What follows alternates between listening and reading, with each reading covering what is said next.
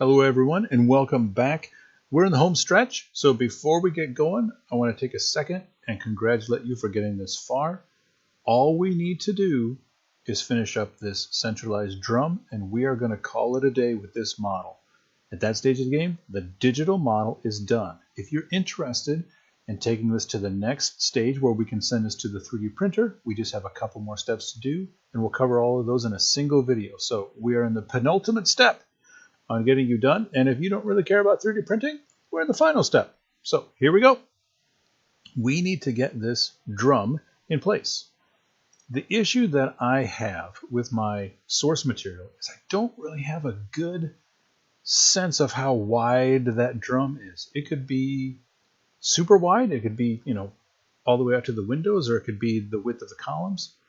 So I need to go back to some of my other reference material, and I'm going to utilize what we've got here in our floor plan and this old section / elevation. And if we look at this dome, this rendering of the dome looks far too exaggerated. I don't really think we have a half circle here. When we look at this one, this does not look like a half circle at all. So we will use a couple of pieces of information from this, but not all of it. If we look at this dome, it seems to me that it comes down, and then that central drum is the width of the porch, right? It looks like if we had a rectangle that went from the width of the porch, it would go all the way up into the dome. And that's what we're going to use. That's our best guess right now. Now, I already have the porch here, so I can utilize a lot of what's going on with the porch to quickly bash in my drum. To do that, I'm just going to use my circle tool. I'm going to go to the midpoint of my steps, and I'm just going to go ahead and pull all the way out to the side of my steps. And I'm going to go ahead and pull up to the top of that roof. Now, I'm going to triple click. I'm going to make it a group. And now I want to go ahead and pull this so that it's directly in line with here. I know that it's centered on this side of the model, but I want to make sure that when I pull it in, it's centered on this side of the model. And to do that, I'm going to do something we haven't done yet before, and that's going to turn on all of my hidden geometry. So if I go to View, Hidden Geometry, now all of the curves that I've utilized, you can see that none of them were actually curves. They were just highly faceted shapes.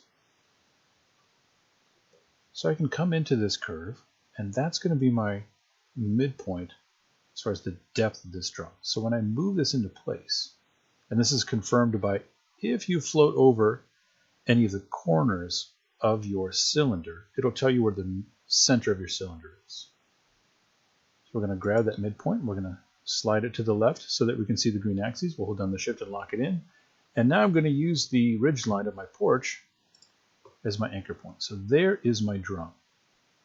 So let's just go ahead and take a look at it. And it looks way too big. It's either way too big or it's way too high.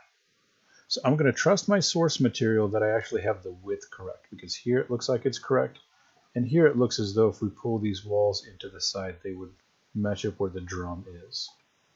Now, we're going to make our best guess, right? So let's say we're going to try to pull it down instead of making it smaller. So let's go ahead and go up on the blue axis, hold down the shift key. Now I'm going to come back to my image here, and let's go ahead and pull it down and see if we can get those curves to line up. And if we come down to right about there, I feel like that curve lines up pretty well. Maybe our drum is a little large, but not too shabby. In fact, if I go ahead and hide that, our drum comes up and has a little bit of a lip, a little bit of an extension on it. So what I'm going to do is let's pull our drum up to where that extension stops. And then we're going to come to our drum, and everything hid because we have View, Component Edit on. And I'm going to inset just a hair. Well, maybe more than a hair, but it'll be okay. And I'm going to pull this up. So what I'm doing is I'm creating that upper collar. So let's go back to our model. I can pull that up, and I'm pretty happy with that. I'm feeling really good about that. Take a look back at our model. That looks like it's going to fit pretty well. So now what we need to do is go into this drum and make the dome. So what I want to do is I need to figure out how tall is that little finial way up there. Now if I can get this stuff down, I could probably, if I can get that first, then I can probably just guess or approximate the swell or the curve of that drum. If I start trying to do the curve of the drum, I'm not sure I'd be able to get everything ready. So let's go ahead and let's just try a couple of things. You know what, let's try the hard part. Let's see if we can get the swell of that drum. Now right now when I hit on my curve, I can click here and I can click here. And as we know, I can dictate the swell of that curve. So let's hold down the Shift key. Let's go back to our image, and let's see if we can come down and see if we can throw a curve in there that lines up pretty well. It doesn't quite lock in for me. That's about as close as I can come up with. But let's try it the other way. Let's try to go into the finial first. So let's go on up. We know that's the center line, so wherever that finial is, it has to be in line with that center line. Okay, so now let's go just down below it, and let's make that flag like we did when we were doing our moldings on the side of the building. So there's our flag. And now let's see if we can't trace the profile that we see here on this top cap.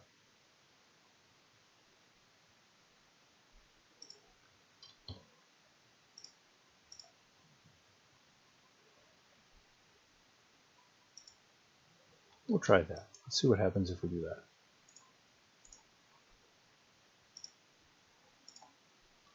So what if we have that? And now let's try to see if we can throw an arc from one to the other and see if we can find a swell that looks slightly appropriate. Let's see what we can come up with. Let's go from here to here. And we're just going to try to see what we can do to this curve to see if we can find something that looks like it matches up pretty well. And right there, I'm feeling much more confident about that than I did with our original curve. So let's take a look at that. And from the side, that's not too bad. I'm okay with that. I'm okay enough that I think we're going to go for it. So let's go ahead and let's do a few things here. Let's take that guy. Now, the same thing that we've done a number of times with the Follow Me tool. We're going to double click. I'm going to go to the Follow Me tool, click on the profile. Looking kind of cool. Let's see how it matches up. And I'm okay with that. Let's see if we can modify just a little bit. And we're going to use the Scale tool to do that. So we've used a lot of this hidden geometry, so we're going to turn that off. Let's go to View Hidden Geometry and just click it again. And what I want to do is I want to grab, oh, let's say, all of that. So I'm going to grab all of that stuff. And let's see what happens if I just try to scale that section that I've grabbed. If I go up, it's going to extend things. If I go down, it's going to flatten things out. So right away, what I want to get rid of here is I think I'm going to go ahead and get rid of that guy. I'm actually going to copy it and delete it. So I have it in my clipboard if I need to use it again. So let's see what happens. Let's see if this would even work.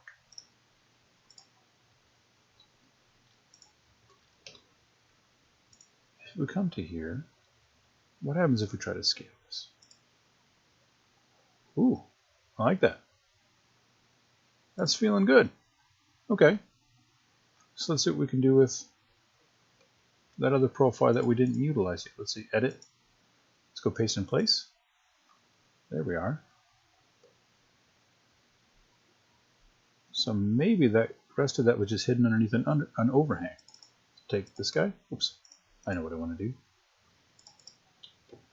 Let's cut him and then add him into this group. So edit, paste in place. Let's see what happens if I just go ahead and zip him around.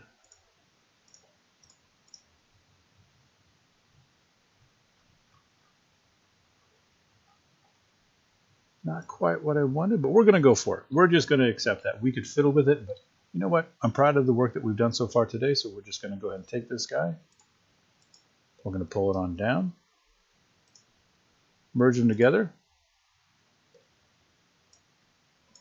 Maybe just grab that top and let's see if we need to move that top a little bit.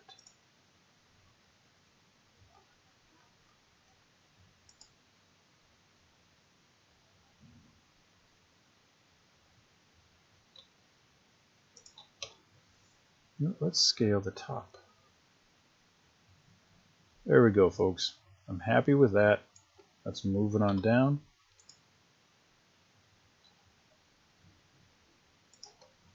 And we are going to be proud of what we've made. So there we are.